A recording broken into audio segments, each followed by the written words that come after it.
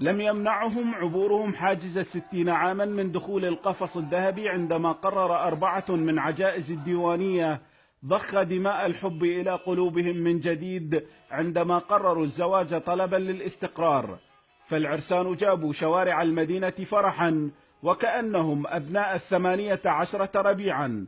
الموكب الجوال جاء تلبية لشروط الزوجتين. فهذا الزواج سترة للمرأة، سترة لكل الأشياء، فأني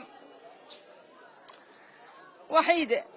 تكاليف الزواج تكفل بها أهل المدينة ابتداء من فساتين الزفاف حتى خواتم الخطوبة. ولأن القلوب سواقي لا تجف، فقد عاش العرسان لوعة الحب وأشواق العشاق التي صرعت قلوبهم من النظرة الأولى. أنا مهد زين وأنا زينة، بس هو تخربط علي كل سنة وشل بغداد، أريد أكسر رجله حتى ما يروح بعد.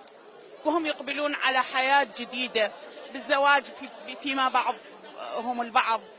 هذا إذا دل على شيء فإنما يدل على إشراقة الأمل في حياتهم الجديدة، على الرغم من ما عانوه في الماضي من عوز ومرض واحتياجات.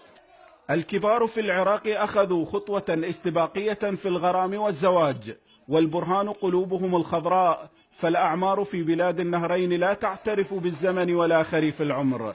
مرددة أغنية المطرب سعد الحل الشهيرة مر بي عشق أخضر. من مدينة الديوانية، شاكر عواد، العربية.